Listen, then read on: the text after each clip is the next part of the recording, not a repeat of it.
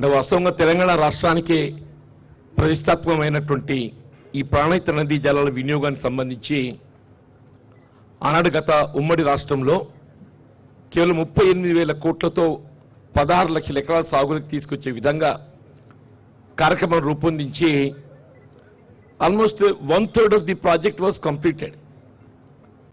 దాని కొత్తగా ఏర్పడ్డ తెలంగాణ రాష్ట్ర ప్రభుత్వం రీడిజైనింగ్ అనే నెపంతో ఏదైతుందో 38,000 కోట్లతో నిర్మాణం తలపిన ప్రాజెక్టు 1,00,000 కోట్ల పైచిలకు చేరుకోవటం, అందులో మేడిగడ్డ బ్యారేజ్ ఏదైతే ఉందో ఒరిజినల్ లిఫ్టింగ్ పాయింట్ అది కుంగిపోవటం, అది నిజంగా కూడా మొత్తం కేవలం భారతదేశమే కాదు ప్రపంచంలో తరలించుకున్నట్టు పరిస్థితి ఎదురైందని చెప్పి అంటున్నాను.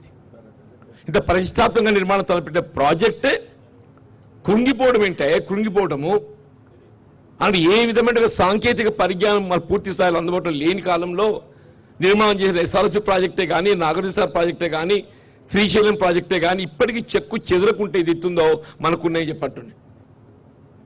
నేను ఆ మేడిగడ్డ ప్రాజెక్టు కురింగిపోవడానికి సంబంధించి గౌరవ మంత్రివర్యులు అంటే ఉత్తమ్ కుమార్ రెడ్డి గారు నీటి పారుదల శాఖ మంత్రి నుండి మొదలెట్టుకొని మిత్రులు శ్రీధర్ బాబు గారు, మిత్రులు శ్రీనివాస్ రెడ్డి గారు రెవెన్యూ శాఖ మంత్రులు, మిత్రులు పొన్నం ప్రభాకర్ గారు బీసీ సంక్షేమం, అట్లాగే రవాణా శాఖ మంత్రులు, మిత్రులు వెంకటరెడ్డి గారు ఆర్ఎండ్బి శాఖ మంత్రులు, మిత్రులు మాజీ పార్లమెంట్ సభ్యులు ప్రస్తుతం చెన్నూరు శాసనసభ్యులు వివేక్ గారు ఏదైతుందో చాలా దానిపై పర్టినెంట్ పాయింట్స్ లేవనెత్తడం జరిగింది. ముఖ్యంగా శ్రీనివాసరెడ్డి గారు అయితే నేను చదువుకున్నోని కాదు రథపడ్డ దగ్గర మాట్లాడుతున్నామని చెప్పిన వారు లేవనెత్తిన అంశాలు చూస్తుంటే మరి ఈ అధికారులు జవాబు చెప్పగలుగుతామని చెప్పి నేనైతే భావించని చెప్పి అంటాను. మీరు దయచేసి ఇరిగేషన్ శాఖ మంత్రులతోని దీన్ని మీరు సవివరంగా ఒక ఏజెన్సీతో ముందు విచారణ చేయండి. Let us not confine only to the report of these people. వీళ్ళే మొత్తం చేసిన కథాతంగమంతా చేసి మళ్ళీ వాళ్ళ మీద మనం ఆధారపడడం అని చెప్పారంటే మీకు మీ judicial enquiry definitely will take part. ఆ జ్యుడిషియల్ ఎంక్వైరీ రిపోర్ట్ రావడానికి takes time.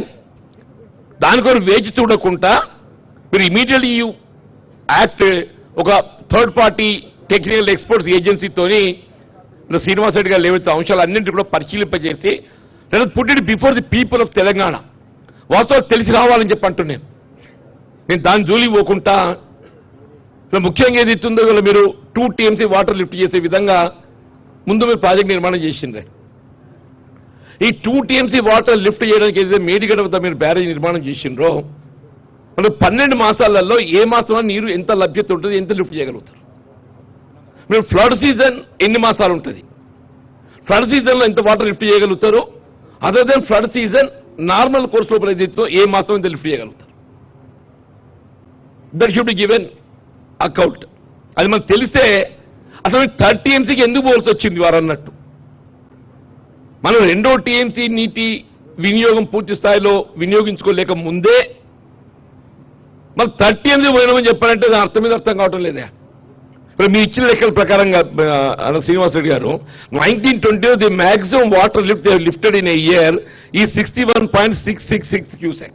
This is maximum lift in a year.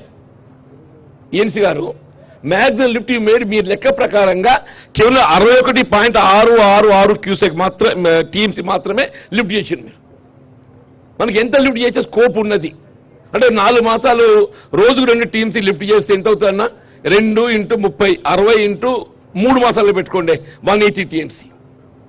Rest 9 months 6 మాసాలు లిఫ్ట్ అవుతుంది. 6 మూల 18 180 TMC 180 360 TMC లిఫ్ట్ చేసుకునే అవకాశం ఉన్నది. నీ 360 TMC లిఫ్ట్ చేసే అవకాశం ఉండగా నువ్వు అంత లిఫ్ట్ చేసింది 60 TMC in a year maximum. నేను ఐఎమ్ సారీ ఫస్ట్ ఈ 360 TMC లిఫ్ట్ చేసే స్కోప్ ఉన్నది ఫుల్ ఇయర్. మనం ఫుల్ ఇయర్ ప్లాన్ చేసినాం కదా. నో లేదు అని కాదబ్బా. నువ్వు how you are design the project your designing is 3 months ఏదైతుందో 2 TMC లిఫ్ట్ చేస్తారు. ఒక 6 మాసాలు 1 TMC లిఫ్ట్ చేస్తారు. అంటే 180 + 180 360 TMC you can lift. All the way lifted only 60 TMC. ఇంకా మొత్తం No, I'm sorry, you have lifted only 60 TMC. Still there is scope of another 300 TMC scope for lifting. ఇంకా 300 TMC lift చేసే scope ఉండంగా నువ్వు 300 TMC ఎందుకు పోయినట్టు అని చెప్పి అంటున్నావు.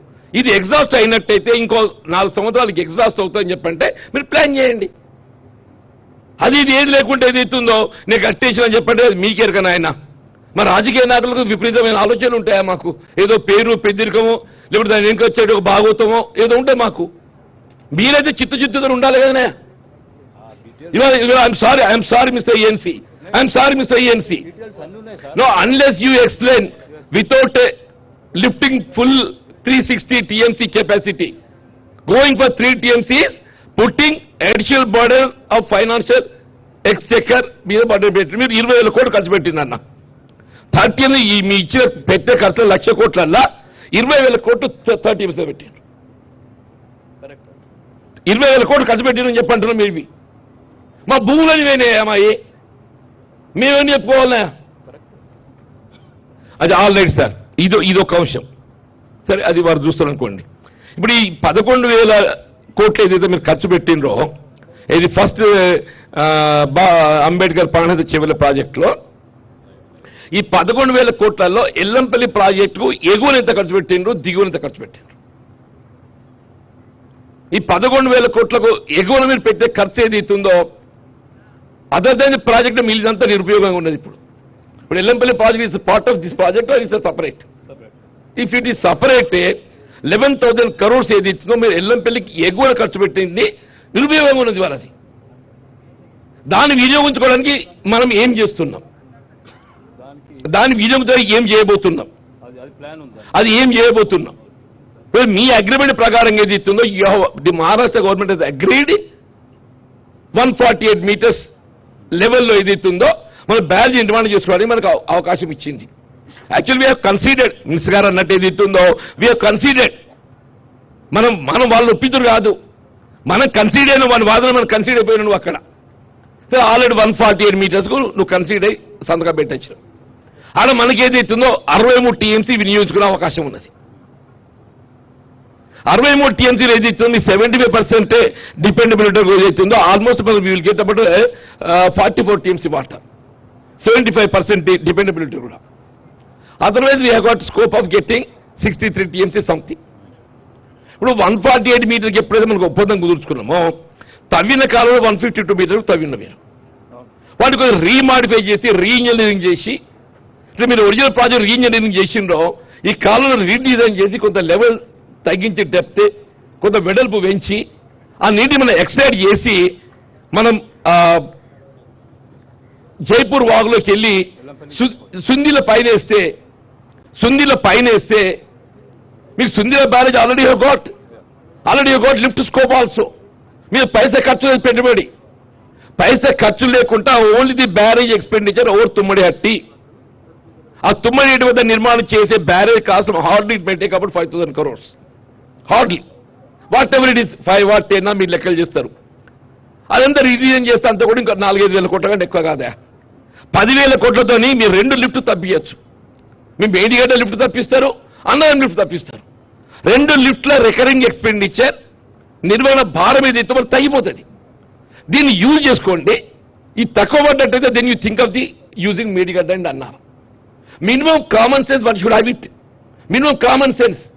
మహారాష్ట్ర ప్రభుత్వం మీరు ఒప్పందం కుదుర్చుకొని 40-140 మీటర్లు కట్టుకునే అవకాశం ఉండగా ఆ 2 బ్యారేజీలు ఏదైతుందో అవసరం లేకున్నా కానీ ఏది ఇస్తుందో ఇది ఖర్చు పెట్టకుండా మళ్ళీ ఇప్పుడు ఏం చేసిందా మీరు? ఇంకా ఇప్పుడు వార్త వాయింగంగా కలిస్తే ఏదైతే మనకు నీటి లభ్యత ఉంటుందో 2 పాయలు కలిస్తే అలా 2 పాయలు కలిస్తే ఏదైతే నీటి లభ్యత ఉంటుందో ది మేజర్ పాయ వాయింగంగా ఏదైతుందో 2/3 పోర్షన్ వదిలేసి ఇప్పుడు 1/3 మీద నీటి బ్యారేజ్ కడతాడే? అరే you have took sanction 2 lakh అంటే 2 lakh acres. ఐఎమ్ సారీ మీకు ఏదైతుందో వార్తా వాయింగంగా 2 కలిస్తే ప్రాణహిత 1/3 నది మీద కట్టి 2/3 కింది కాదు ఎక్కడికి వస్తుంది? మరి అది మేడిగడ్డకు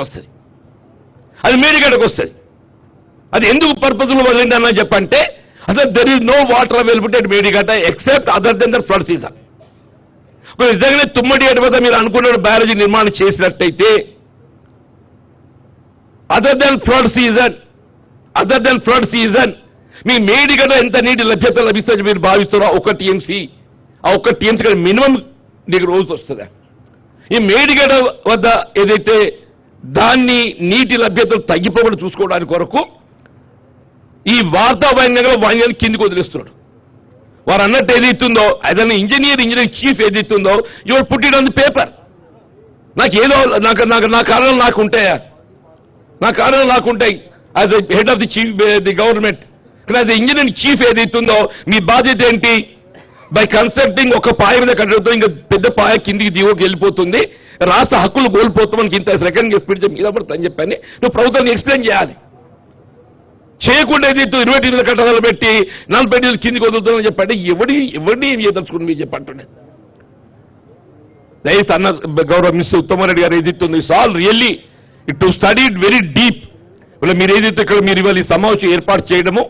వాస్తవాలు వెలికి రావడానికి ఇది తొలి అడుగు మాత్రమే చెప్పంటూ నేను వాస్తవాలు వెలికి రావడానికి తొలి అడుగు మాత్రమే చెప్పంటూ నేను ఒక కుట్రపూరితంగా మొత్తం ఈ రాష్ట్ర ఎక్స్చేకర్ తెలంగాణ ప్రజలపై ఆర్థిక భారం మోపే విధంగా చెప్పంటున్నా ఖర్చు చూపే 1,00,000 కోట్లలో కనీసం 50,000 కోట్ల అవినీతి జరిగిందని చెప్పండి 50,000 కోట్ల అవినీతి జరిగింది the total expenditure if all put together also only over the 50,000 50% ఎక్కువ చెప్పండి దీన్ని మీరు డీప్ గా స్టడీ చేయించి without waiting for judicial enquiry అది వేసే ప్రొసీజర్ అవుతుంది ఈ లోపల వాస్తవాలు మనం బయట పెట్టడానికి కొరకు ఏది ఇస్తుందో దాన్ని వినియోగించాలని చెప్పని మీ ద్వారా కోరుతూ నాకు ఈ అవకాశం కల్పించినందుకు నేను ధన్యవాదాలు చెప్తూ సెలవు తీసుకుంటాను అందరికీ నమస్కారం.